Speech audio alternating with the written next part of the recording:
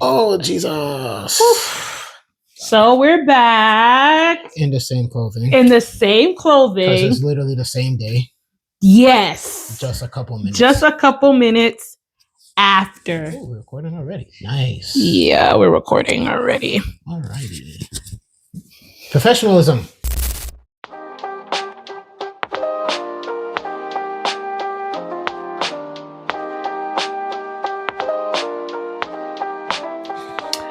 We're starting over. So we're back in the same clothing because literally it's the same day. The same day. Minutes. Not even an hour after. But we're back to talk about the first 100 pages of Children of Blood and Bone. 130. 130 pages. Sorry. 130 pages of Children of Blood and Bone. And to be honest, like we said in that first video where we were just running off at the mouth, this book is amazing. Okay? Listen, Homegirl said she wanted this to be bigger than Harry Potter, especially when she was talking about making the movie. Mm-hmm. Homegirl, you did it. you did it. Okay? Like, goal met. Well, in my eyes, maybe not in yours, but you did that. You did that. At least the not maybe not goal met, but at least a good footprint foundation. Yeah, a good foundation for to where sure. It's like, I most definitely, and I could tell I'm like half out of the camera. Like I said, video is so much harder than audio. We want to start over? No, we do not want to start over. We keep this as a blooper. Anyway, but I say that as if this is not part of the main episode. This is what you're getting. I didn't even start the timer. All right, now we're on. Right now we begin. Now we begin. As we said before, help us. That and also, this book is amazing. Yeah, I lost my point. That I was saying that her goal was to make this bigger than Harry Potter. Yeah. I could most definitely see, and I can't actually wait to see a lot of these scenes in the live action. Because if the CGI is done really well, this is going to be it's going to be amazing. And considering the fact that she already has book 2 and 3 out, so if this kills it in the box office, well, even if it does, I don't know. Let me not speak as if I'm in her camp and I know her plans. Yeah. But if this kills it at the box office and she decides to make movie 2 and 3, this is going to be an amazing trilogy. And I feel like it already is going to kill in the box office because of the amazing work it already is. Like on its own, without visual, just from my imagination and what more talented people than I can draw, this is immaculate. Oh yeah. It's immaculate. Like, come on now. From the jump, from the first 10 pages, you're like, all right, we starting off with even the map. Yeah, like you can tell, not to cut you off, but you can tell a lot of love. Yeah. Okay. Just from this expert alone, please, YouTube, do not take us down a copyright. I just want to go on camera. We did not write Children of Blood and Bone. Yeah, we're not that good. We're not that good. I'm not there yet. Like, I'm still at the starting line. But this is what she says, right? I try not to think of her, but when I do, I think of rice. When Mama was around, the hut always smelled of jollof rice. Thank you. I think about the way her dark skin glowed like the summer sun, the way her smile made Baba come alive, the way her white hair fuzzied and coiled, an untamed crown that breathed and thrived. I hear the myths she would tell at night, Zane's laughter when they played. I want to say Agbon. So we didn't correct us. We didn't rehearse this. This is one take wonder. Yeah. In the park. Sorry for the wrong. Sounds so great. Baba's cries as the soldier wrapped the chains around her neck. Her screams as they dragged her into the darkness. The incantations that spewed from her mouth like lava. The magic of death that led her astray. I think about the way her corpse hung from that tree. I think about the king who took her away. And can I just say, again, rereading this for the third time, at least this part, you can see how, in a way, she's almost already outlined the magnitude of this book. If that makes any sense. Yeah. Because we see how it starts off in this happy memory. Yeah. It starts off with her remembering all the good things about, well, not all the good things, but some good things about her mom and how her mom made her brother and her father feel. And then it's just an instant 180. Yeah. Like one line, the Mitch she would tell at night, Zane's laughter when they played, and then Baba's cries as the soldiers wrap the chain around her neck. Like the whiplash is like, and that's literally not even page 1. That is that is page 2, technically the introduction. Like, she snapped. She really did leave no crumbs in this. And I'm excited to see how this movie goes. Because the casting is beautiful. I don't pay attention to actors, so I will take your word for it. But I did see 1 or 2 people that I'm like, okay, all right, like I know this person. And she has her hand all in this. So we're not going to get, sorry, Rick Riordan, but we're not going to get a Percy Jackson movie. The first 2. We're not going to get that with this. She's gonna do it right. Nor are we getting Dragon Ball Z Evolution. Nor are we getting Avatar: The Last Airbender. We're not gonna. Let's move on, because that's not. We're here to celebrate. Ooh, I almost said something that could be controversial. We're here to celebrate excellence, not mediocrity. And that's not controversial, because to be honest, and we're going to get into this book, but why I'm so excited about this movie is because she's going to make sure this is done correctly.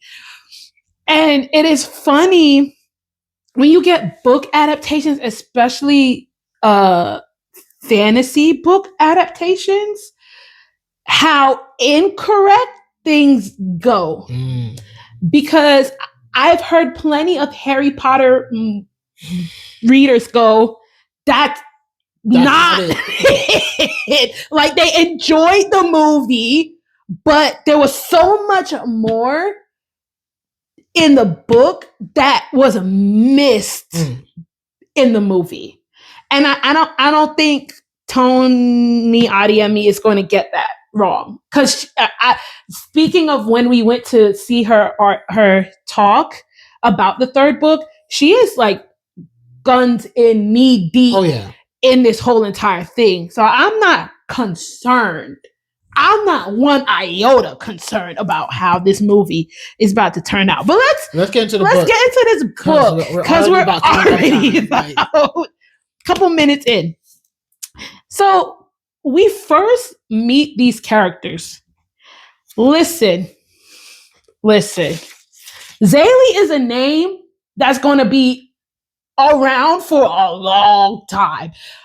Teachers are going to be calling Zélie such and such, Zélie such and such in the next generation. If we make it there. We're not talking about that.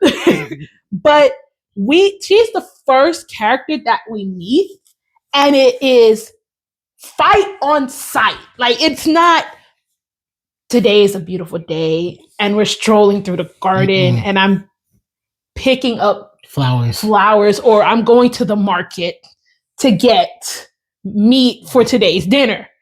No, it's, I'm sitting in this ring. Yo, pick me. Like literally pick me. Like, those are the first 2 words you see of her. Which is so okay, never mind. Because I was about to keep going. I was about to go way deep in this book before we even introduce. But let's do this chronologically. Let's do this correctly. Let's do this right, or not do it at all. But we meet Zélie not in this tender moment, but in this tense, gripping moment where she's about to beat the brakes off this chick. I'm reading this and I'm like, hey, if she don't win this fight, then something ain't right. Because the way she's ready to beat the brakes off this girl, she's ready to beat the brakes off over. And I think that from the very beginning, we see Zaylee's, I want to say, warrior spirit. Yeah. But we also see this vulnerability in her as well. For sure. And as you could clearly see, I have tabs, but it's been like 3 weeks since I actually read this part, so I'm going to like be flipping back and forward. But we see this warrior spirit, especially in this match. Yeah. But we see this vulnerability now to where basically I think, gosh, I know it's real early on to where, I'm sorry for repeating myself, to where Zaylee comes across as a strong character, and she is a strong character, but it's not a strong character who is heartless. Yeah. She most definitely feels for her father, for her brother, for her community, and the death is not a spoiler. You literally read it in page 2. Yeah. The death of her mother still haunts her. Yeah. It goes on to the point to where I believe that when she and Amani, I want to say Amari. Princess Amari. Yeah, when Amari and Zane is tasked with bringing the scroll to the temple. I'm not going to try to pronounce it because I'm going to butcher it. I believe Zaylee's like, you know what?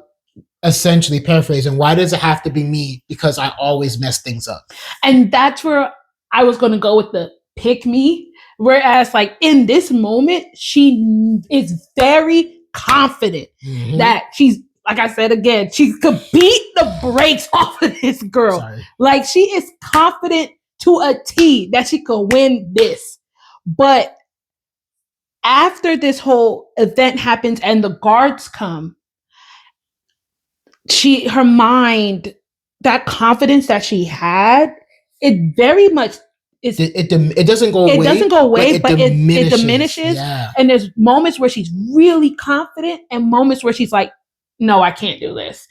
And that's something to be said because she's only 17. I was going to say she's a child, but she's technically not a child. She's a young adult. Yeah. Especially in this world, she is a young adult. Yeah. She's bordering on the lines of womanhood. Yeah. And so having that teetering confidence, it's very teenager-like. But the world that they are in requires her to always face things confidently. Because they go to the market to trade the fish because of the tax. Look, can we roll back for a second? People in power in this already has me on edge. Because what do you mean? You taxing people twice and you just upping the tax because of who they are. Because she is a diviner. Because she's a diviner. Correctly. Yeah. And so, and like you said, Zaylee has mad love for her father, for her brother, and she feels bad that, which is a theme in this. She feels bad that who she is making her father and her brother suffer. And it is so sad to see and to read that she is upset about her own identity as a person who could have wielded magic. Because magic, if we didn't know, ain't none. There was magic until there was none. Yeah. And there was none as in like it disappeared until basically the king of this world basically found a way, I want to say, to kill magic. Yeah. But technically that's not right since the whole plot of the book, spoilers alert, is bringing magic back. Yeah. But he found a way to basically strip those who was able to wield magic of their magic. And as a matter of fact, they have something called the raid, which is basically when the king went through to all these different settlements and he basically killed the people who was able to wield magic to begin with. Like they were born with the ability to wield magic. This man, let me tell you something. And we understand why he hates diviners, but we see that this hate literally pushed him to not only wipe out a whole section of diviners, as we're going to see in the next episode, in the next part, but also this hate pushed him to even develop weapons and chains that literally like strip diviners of power. Like when those, I think it's like Magicite or Magicite. I think. Thank you. One of those. Like when those chains goes around the diviner's neck, they cannot cast. Yeah. No matter how hard they chant or try to do incantation, nothing happens. Like that metal is literally made to strip magic, and this man made a whole blade out of it. He made chains out of it. This man hates. Like this is literally because of. And we see in the second book what really happens. Boy, I can't wait till we get to that. Ooh, because I got some words to say. But we see how hate pushed the king, and by extension, the other people who hated diviners, just merely based off the color of their skin. I'm not going to touch that. But we see how that really, and I'm trying to find the right words, how it really brought about this whole situation. Yeah. All because of one man's and a handful of people's disdain towards another group of people. And to be honest, the raid was not he didn't kill off all the diviners. He killed off a whole generation. Yeah. So like there's this disconnect between the kids who could be diviners and those who were practicing, because there's an age to where you come into your magic. And so like when Harry Potter gets the letter, you know what I'm saying? Like there is an age when you come into it. So when her mother dies, was murdered, let's use the right term. No, when her mother is murdered, she wasn't able to use magic yet. And so it's not just we're just killing off this generation, but we're also traumatizing the next generation. So they wouldn't even bother try to use magic if we didn't cut it off. Because now if you use magic, the result is you're going to die. And you're already poor as it is, right? You don't live in, Zaylee's not rich. She's rich she has a father, she has her brother, right. She has her community, but as in monetary funds, they're struggling to make ends meet. So why risk it anyway? And there is something significant to say about how Tony Adeyemi pens oppression and pens injustice and pens racism, because then it's not, when we think of racism, we think of black versus white, right? But this is literally colorism in this, what we would consider colorism, because then it's lighter skin, darker skin, those who are rich, those who aren't rich, non-magic wielders versus magic wielders. And so it's something to say about how she pens this, that as somebody who wasn't of color wouldn't be able to pen it the way that she does. Because when we talk about the isms like sexism, racism, colorism, that we experience it differently than those who are words come back. Come on. We experience it differently as those who are doing the isms. Right. Except for colorism, because colorism is based upon skin shade.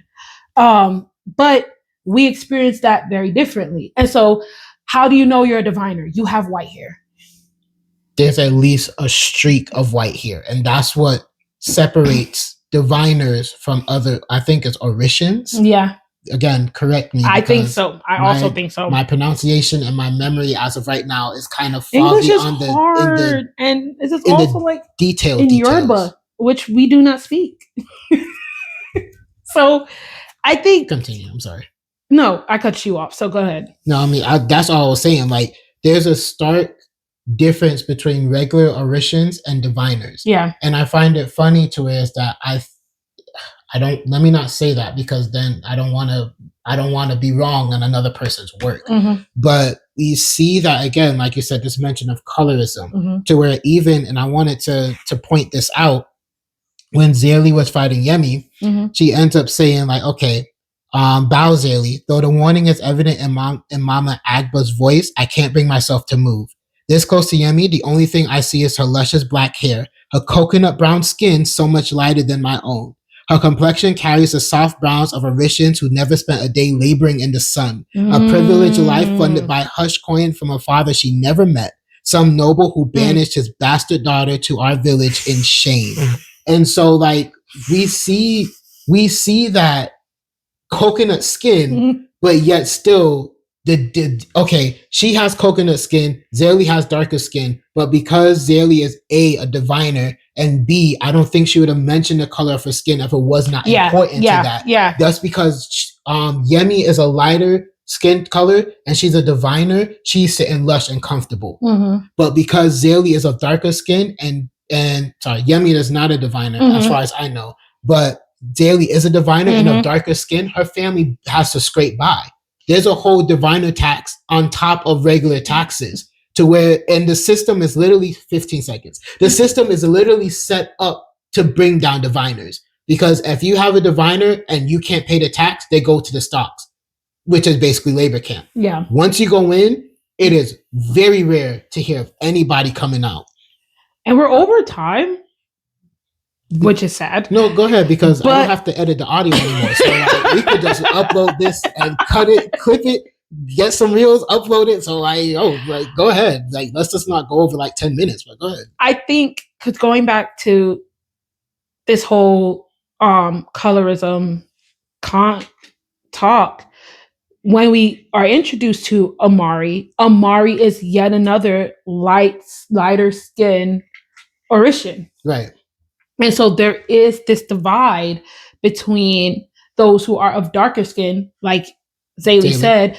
And it's also, I've heard, like, in other cultures, like, the lighter the skin, the better, because then the darker the skin, it means you've worked, you're a hard worker, you don't live in lush environments, you're out in the sun more, you're probably a day laborer, so like I've heard about that in other cultures, like that's what was thought of.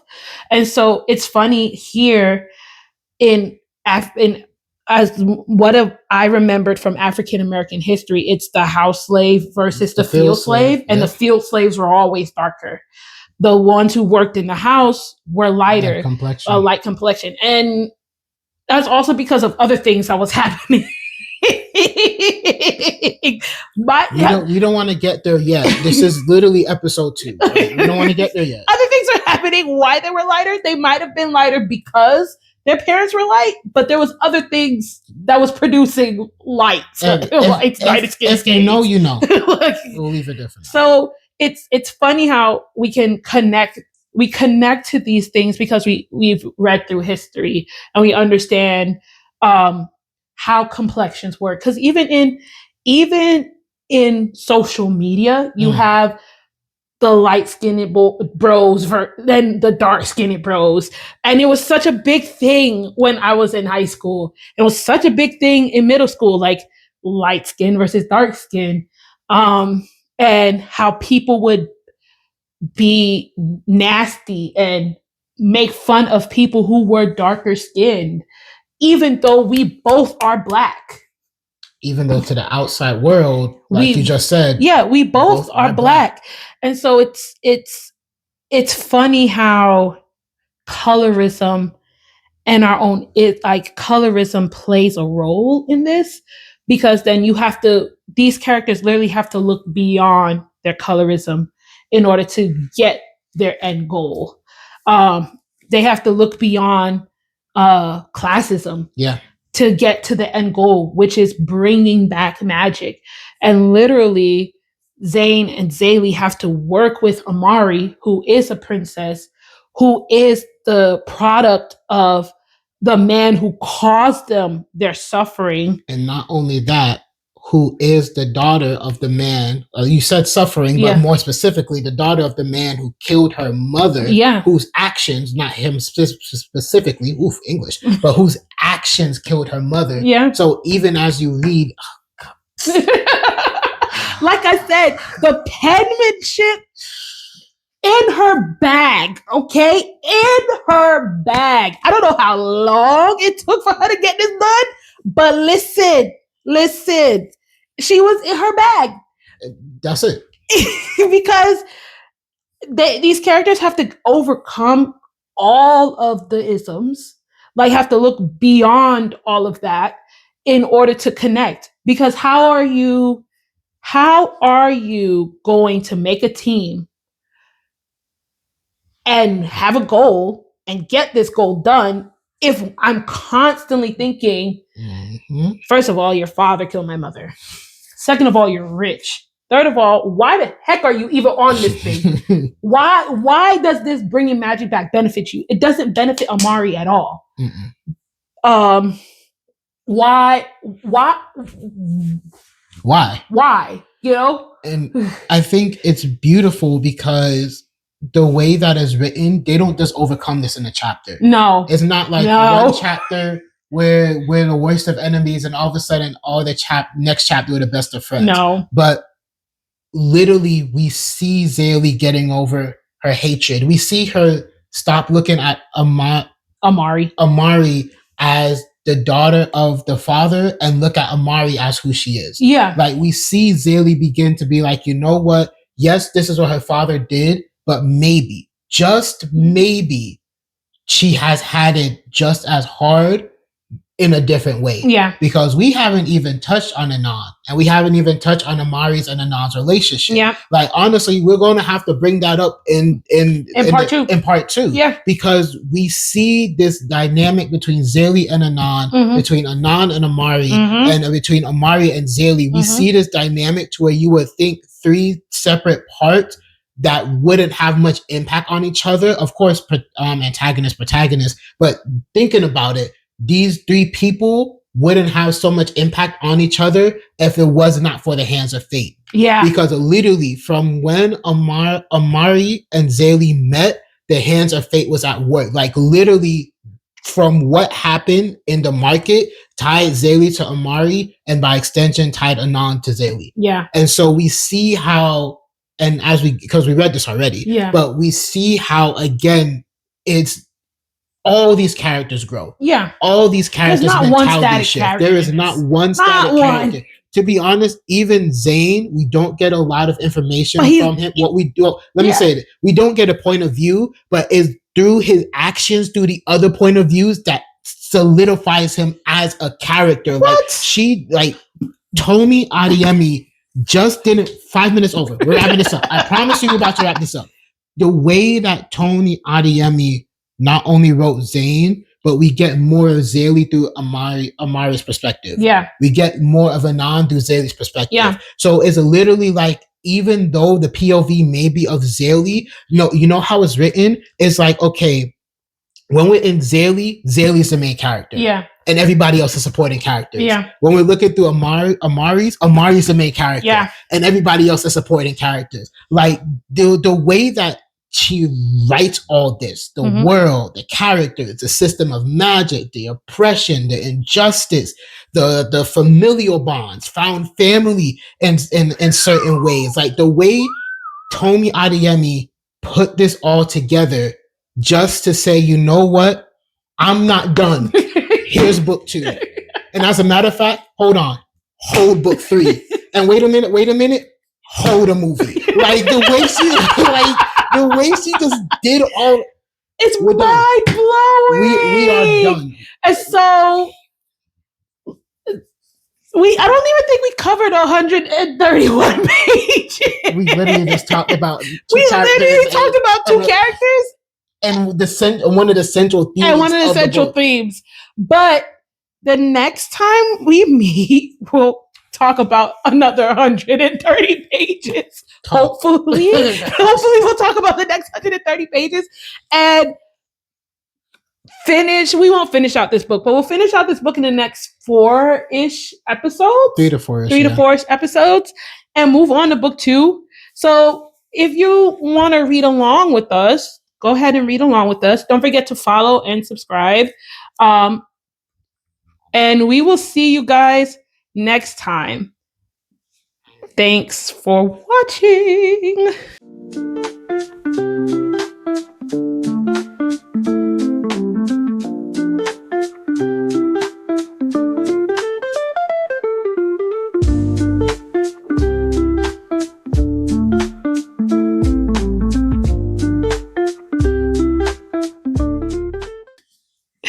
Oh, help us. Heaven, help us.